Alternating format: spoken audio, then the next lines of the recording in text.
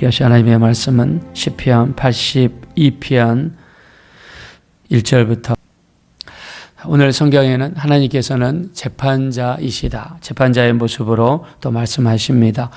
자, 우리 주님께서 마지막 때에 백보자, 보좌 위에 앉으시죠. 그리고 거기에서 사람들을 주님이 심판하십니다.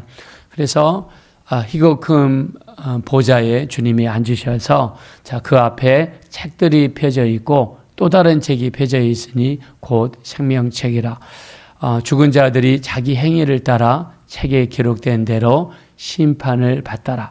누구든지 생명책에 기록되지 아니하는 자는 불못에 던져지리라. 이렇게 말씀하셨습니다. 자, 그래서 예수님의 그 심판대 앞에는 책들이 펴져 있고 그리고 또 생명책이 펴져 있습니다. 그래서 어느 누구도 이 심판을 피할 수 없죠. 자, 오늘 시편에서도 하나님께서 우리에 대한 심판, 우리에 대한 재판을 말씀을 하시죠. 자, 어떤 심판인가? 바로 이 땅에서 재판하는 자들에게 하나님이 경고하고 있습니다. 자, 요즘의 재판 시스템을 보면 1심이 있고 또 1심에서 억울하다고 하면 2심을 신청할 수 있고 또 2심에서도 억울하다고 그러면 대법원 재판을 할 수 있고 또 요즘에는 헌법재판소까지 가서 헌법소원까지 할 수 있는 세상이 되었습니다. 억울한 자 또는 불공평한 재판이 만약에 있다면 방지하기 위한 여러 가지 대책이 강구되어 있죠. 자, 근데 이때 당시에는 재판이 주로 돈에 의해서 이루어졌습니다. 돈이 있는 사람은 재판을 받을 수 있고 또 돈이 있는 사람은 자기에게 유리한 재판을 끌고 갈 수 있고 그래서 우리가 어떤 가부가 있는데 불의한 재판관을 날마다 찾아가서 내 억울한 누명을 벗겨주셔서 이렇게 매일 찾아가서 간절히 부탁을 하죠. 자, 원래 돈을 재판장에게 주어야 재판이 진행이 되고 그리고 자기 억울한 누명을 풀 수가 있는데 돈도 없습니다. 또 재판을 진행할 수 있는 물질이 없습니다. 그래서 날마다 이 재판관을 찾아가서 부탁하고 또 번거롭게 하고 또 괴롭히고 그러니까 불의한 재판관이 나를 힘들게 하니까 빨리 끝내겠다. 자, 이렇게 이야기하는 걸 알 수가 있죠. 자, 오늘 82편에는요.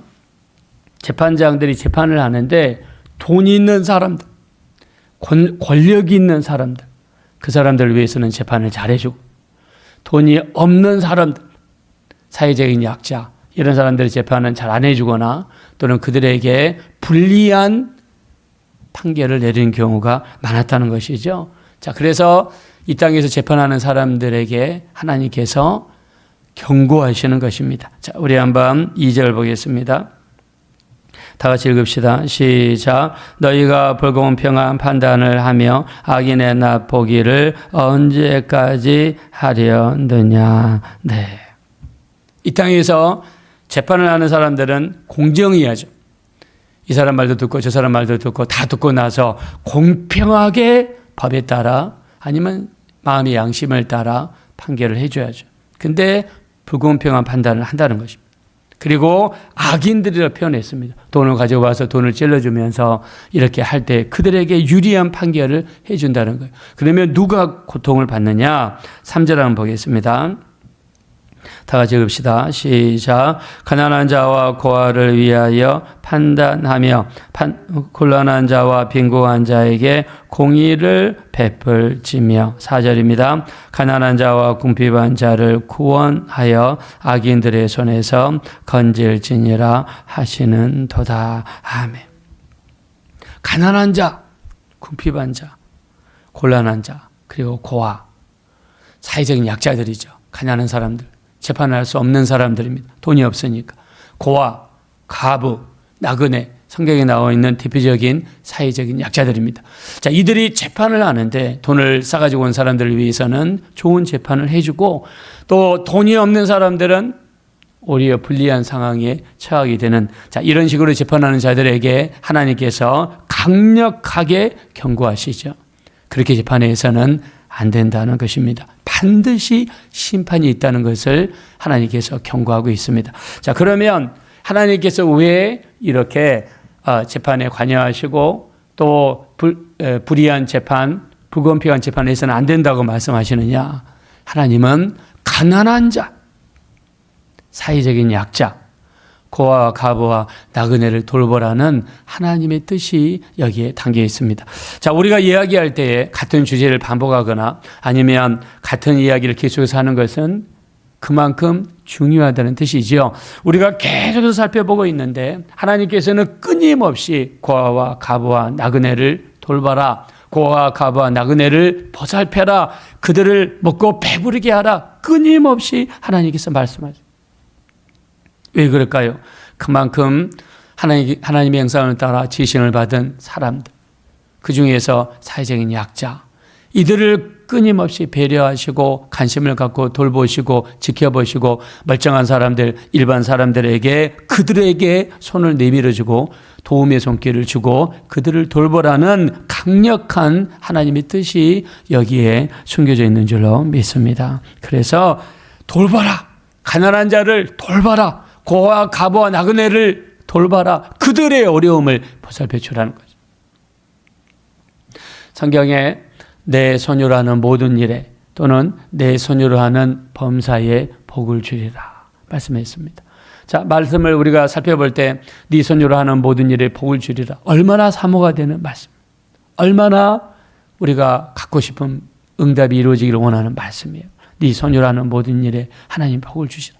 축복하겠습니다. 여러분들이 하시는 모든 일에 하나님의 복을 주시기를 예수 이름으로 축원합니다. 아멘. 하나님께서 우리 교회도 도우셨으면 좋겠습니다. 우리 교회를 도우셔서 우리가 하는 모든 일에 하나님의 도우심을 주시고 하나님이 붙들어 주시고 인도해 주시리라고 믿습니다. 범사에, 네가 하는 범사에 모든 일에 복을 주리라. 정말 이 복을 사모하고 사모합니다. 어떤 교회엔 복을 주시겠다 말씀하셨느냐? 근데 네 손으로 하는 모든 일에 복을 주리라, 이 구절이 다 신명기에 있습니다. 신명기를 찾아보니까 신명기 14장 29절에 분깃이나 기업이 없는 레위인과 고아와 과부와 나그네로 하여금 와서 배부르게 먹게 하라. 여기에 고아 과부와 나옵니다. 나그네가 나옵니다. 이들은 사회적인 약자입니다. 경제력도 없습니다. 직장도 없어서 찾기가 어렵습니다. 남편이 죽거나 아버지가 돌아가신다는 것은 그 가정에 굉장한 경제적인 어려움을 이야기하는 거예요. 이들을 돌보라는 거예요. 고아 과부와 나그네, 또 분깃이라든가 또 이 분깃이 없는 레위인들, 어떤 경제적인 어려움을 갖고 있는 사람들이죠. 이들로 와서 먹고 배부르게 하라. 이들을 돌보라는 것입니다. 또 어디에 나와 있는가? 신명기 24장 19절에 보니까 너희가 수확할 때에 바닥에 떨어진 곡식을 줍지 마라. 밭 가장자리까지 수확하지 마라. 포도원에서 포도를 딸 때 떨어지면 줍지 마라. 다 따지 마라. 누구를 위해서요? 고아와 과부와 나그네를 위해서. 그들로 하여금 와서 죽게 하라는 겁니다. 그들에게도 식량을 남겨두라는 겁니다. 그래서 보아스가 이 과부였던 룻과 나오미, 이들을 위해서 어떻게 했습니까? 밭에 떨어진 곡식을 줍지 않게 명령했고 오히려 더 남겨두라고 명령하지 않습니까? 이렇게 하는 자에게 네 손으로 하는 모든 일에 복을 주리라 말씀했어요. 그리고 또 세 번째는요, 우리 신명기 28장 12절, 하나님 말씀에 순종하는 자에게 하늘의 아름다운 보고를 열어주시며 때를 따라 단비를 내려주시며 네 손으로 하는 모든 일에 복을 주리라 말씀했습니다. 우리가 순종할 때에 하나님의 네 손으로 하는 모든 일에 복을 주시리라 말씀했어요. 근데 여기에 두 번이나 네 손으로 하는 모든 일에 복을 주시리라, 두 번이나 고아와 과부와 나그네, 분깃이라든가 기업이 없는 레위인들, 이들을 돌보라는 겁니다. 하나님의 관심은 누구에게 있습니까? 연약한 자, 약자에게 있어요. 그래서 예수님도 이 땅에 오셔서 말씀하시죠. 마태복음 10장 42절, 지극히 작은 자 중에 하나에게 냉수 한 것이라도 대접하는 자에게는 결단코 상을 잃지 아니하리라. 우리 주변에 냉수 한 그릇이라도 주는 자, 돌보는 자, 관심을 가진 자. 그래서 우리가 전도할 때도 마찬가지입니다. 전도할 때도 그냥 복음을 증거할 수도 있지만 어려운 사람들이 있고 힘든 영혼들이 있으면 그들을 찾아가서 그들을 돌보고 정말 그들을 주님께로 인도하는 거죠. 윌리엄 부스라고 하는 사람은 구세군을 창설한 사람입니다. 이 사람은 배부르게 만들어줘야 복음이 들어간다, 이렇게 이야기했습니다. 그래서 습, soap, salvation, 그가 외쳤던 단어가 세 가지입니다. 습, 우리가 먹는 스프죠. 그 다음에 soap, 몸을 깨끗하게 하는 비누입니다. salvation, 구원입니다. 배고픈 자에게 숲을 주고 음식을 주고, 그리고 밖에서 노숙자 같은 분들, 몸이 더럽혀지고 하는 분들에게 비누를 가지고 가서 씻어주고 그들에게 먹을 것을 제공하고 필요한 것을 채워주면서 전도할 때 복음이 들어간다는 거예요. 저는 여기에도 큰 뜻이 있다고 생각합니다. 그래서 하나님의 뜻이 어디 있는가? 고아, 가부, 나그네, 사회적인 약자, 이들에게 있다는 것이죠. 그래서 오늘 하나님께서 재판하는 양상을 보니까 부자들에게, 있는 사람들에게는 잘해주고 그들에게 유리한 방향으로 재판을 해주고, 그런 재판 누가 못해요? 돈 주는데, 돈 받고 누가 못합니까? 그게 사회적인 양상인데 하나님은 그렇게 하지 말라는 겁니다. 그 때문에 억울한 자가 생기지 않고, 또 사회적인 약자, 돈이 없는 자, 이런 사람들이 정말 그것 때문에 어려움을 겪는 일이 없도록 하라는 겁니다. 우리 주님께서 이제 마지막 때가 되면 심판의 자리에 앉으시죠. 마태복음 25장 31절, 인자가 자기의 영광으로 모든 천사들과 함께 자기 영광의 보좌에 앉으리니 모든 민족을 자기 앞에 모으고 각각 구분하기를, 목자가 양과 염소를 구분하듯이 하여 양은 오른편에 염소는 왼편에 두니라. 오른편에 있는 자들에게 이르시되 내 아버지께 복받을 자들이여, 창세로부터 너희를 위하여 예비된 나라를 상속받아라. 내가 배고플 때 먹을 것을 주었고, 목마를 때 마실 것을 주었고, 나그네 되었을 때 나를 영접하였고, 헐벗었을 때 입을 것을 주었고, 병들었을 때 돌봐주었고, 옥에 갇혔을 때 돌아보았느니라. 우리가 언제 그렇게 하였나이까? 지혜들이 물어보니까 여기 있는 지극히 작은 자에게 한 것이 곧 내게 한 것이다 말씀했습니다. 우리 주변에는 지극히 작은 자들 너무나 많습니다. 그래서 우리가 재판을 할 때도 이 가난한 자, 궁핍한 자, 이런 사람들을 악인들의 손에서 건져라. 반드시 너에게 심판이 있을 것이다. 이렇게 말씀하시는 것은 가난한 자, 궁핍한 자, 고아와 가부, 이런 사람들을 보호하기 위한 하나님의 장치입니다. 가난한 자는 어떻습니까? 우리 잠언서 17장 5절에 보니까 가난한 자를 조롱하는 것은 그를 지으신 주를 멸시하는 것이라 그랬습니다. 가난한 자를 없다고 조롱하고, 뭔가 부족하다고 조롱하고, 우리가 사람도 여러 가지 모습을 가지고 있습니다. 근데 그 사람들의 약점과 어려움들을 가지고 공격하고, 여러분 그렇게 하면 되겠습니까? 가난한 자를 조롱하는 자는 그를 지으신 하나님을 멸시하는 것이라.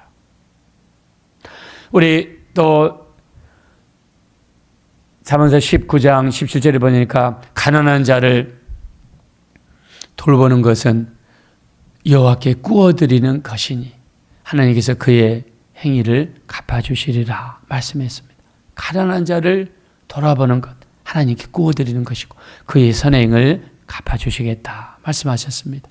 우리 하나님의 관심은 연약한 자, 약한 자, 소외된 자, 교회 내에서도 마찬가지입니다. 교회 내에서도 힘들어하는 자, 어려움 중에 있는 자, 우리 관심을 가져야 됩니다. 우리가 교회에 모였을 때 끼리끼리 모여서 만약에 교제하고 그렇게 한다 그러면 상대적으로 새로운 사람, 잘 적응하지 못한 사람들이 소외당할 수 있습니다.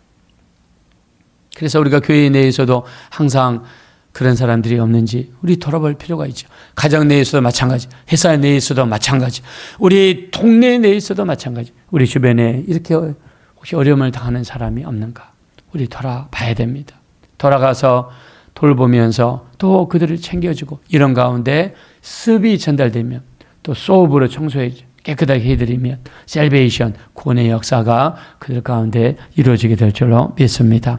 오늘 하나님께서 계속해서 가난한 자, 궁핍한 자, 고아를 말씀하시는 것은 그들에게 대한 하나님의 뜻을 말씀하시는 것이고 우리도 그 말씀대로 살아갈 것을 말씀하시는 줄로 믿습니다. 주변의 영혼들을 돌볼 수 있는 우리 모두가 되어지시기를 예수 이름으로 축원합니다. 기도하실 때 우리 주변에 있는 영혼들을 돌아보게 도와주십시오. 가정 내에서, 우리 친척 내에서, 우리 공동체 내에서, 교회 내에서 우리 주변의 형제 자매들 돌아보게 하시고 힘들고 어려운 분들이 계시다면 우리가 그들의 필요를 채워드릴 수 있는 우리의 삶이 될 수 있도록 도와주십시오. 우리 합심으로 간절히 기도하겠습니다. 허락하시고 아버지 하나님 감사합니다. 우리 하나님 우리를 불쌍히 여겨주시고 긍휼히 여겨주십시오.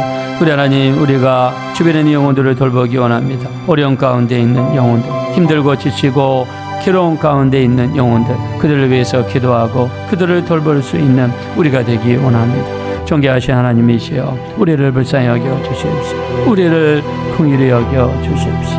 우리 하나님의 이름이 거룩히 여김을 받으십시오. 주님의 피를 의지합니다. 주님의 보혈을 의지합니다. 예수님의 피를 의지합니다. 우리 주님의 피로 정결케 하시고 우리 주님의 보혈로 깨끗하게 하시고 우리 하나님 인도하시며 우리 주님 도와주십시오. 영혼들을 불쌍히 여기고 돌아보고 사랑하고 그들의 필요를 채워주며 복음을 증거하고 그들을 주님께로 인도하는데 우리 모두 앞장설 수 있도록 인도하여 주시옵소서.